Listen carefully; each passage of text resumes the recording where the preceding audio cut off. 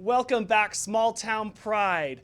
I have a treat up next for you. You know her from American Idol, the one, the only, the magnificent Ada Vox. Ada, how are you today? I am all right, pulling through. You know what we do. Oh, we do what we do. Happy Pride to you. Happy Pride. Oh, happy Pride to everyone. Pride, pride, pride. So, a lot of people know you from your groundbreaking performances on American Idol. How did you learn to sing so damn well? Oh, thank you. So I've been singing for a very long time, and honestly, it was not something that I was really good at right at the very beginning. I was definitely not like some child prodigy or anything like that.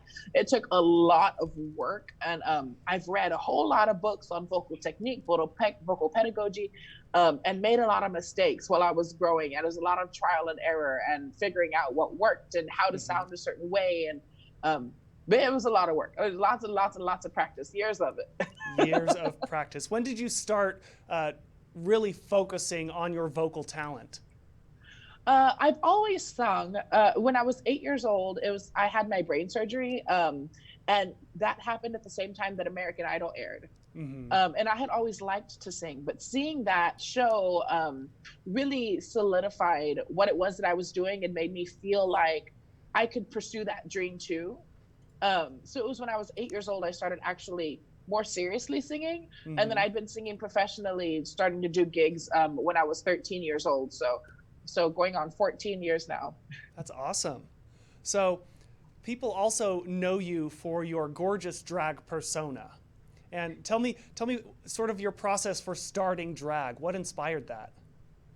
Well, I had been singing for a very long time, and I had always wanted to be, a legitimate singer. Like I wanted to be on the radio, be mainstream, and really make it in the world, and fulfill that dream. But I was having trouble. I was always told that I wasn't attractive enough, that my voice didn't match the way that I looked. They're like, you're singing like this diva on stage, but you don't look like a diva, So I was like, you know what? I need to find something that I can do to really make it all come together. So I said, you know what, let me, see around. And after I was on American Idol in season 12, I was invited to perform at Pride in my hometown of San Antonio.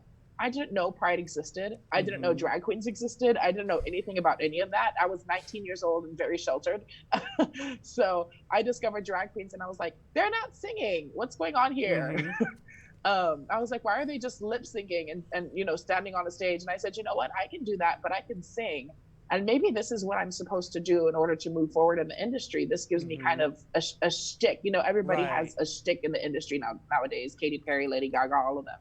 So I said, maybe this is going to be mine. Let's give it a go. And then I ended up trying and didn't stop. That's awesome. Do you remember the first song that you performed on stage in drag? And what was that experience like? Yeah, I'm trying to remember. I want to say that it was Bang Bang. A banger. Yeah, I think that's what it was. And it was really fun. I'd never gone out or done anything like that. Like, it's just not my thing. So it was my first time like performing like at a gay bar, like in that type of thing. And I was doing it in a big old fire red wig, like fire hydrant red wig, and tights and a blouse from Ross. It was something else. But I've enjoyed it, and I've enjoyed the people that I've met along the way, and a lot of the experiences I've had. But that first one was definitely June 1st of, I think it was 2015. So I don't know, but that was it. It was funny. Awesome. So what advice would you have for a young singer who wants to start sort of finding their niche, or a young drag performer who wants to explore cross-genre performance? Yeah. So first thing is, don't expect it to fall into your lap. All of this is very hard work. I think any drag entertainer who's ever wanted to make anything of themselves knows how hard it is to really make a name. Any artist in general, like me as a singer, it's ridiculous. You have to find a niche. You have to find something that is identifiable to you, that makes you special. So if it's like oh, your body is fabulous, then you want to really accentuate that in your Mm-hmm. drag and be like, look, know me for this. If you're a singer and you want to start doing drag or just pursuing it, you have to find out what sound works for you, what Right. other people are going to love to hear from you, and then you Mm-hmm. pursue that in order to pursue your career. So it's find out what makes you unique, and don't ever think that there is not something special about you, because every single person has one thing that no one else has. You just have to find out what it Yes. is. Yes. Yes. Absolutely. I agree. So you have performed at Prides all over as well. I've seen you here at Boise Pride as well a couple years ago. So what is it Yeah. like performing at Pride festivals?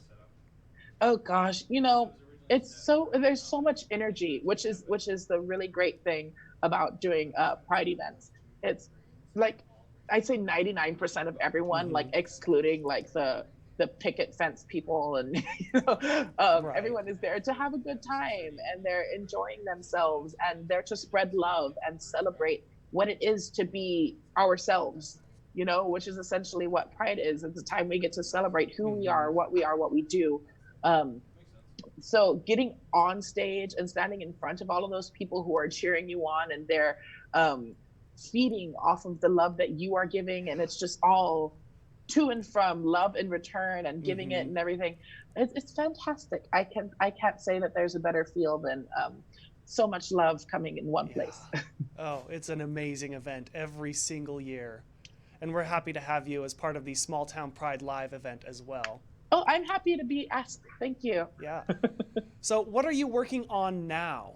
Any exciting projects coming up? So, right now with the way everything is, there's Mm-hmm. not really a whole bunch that we can do.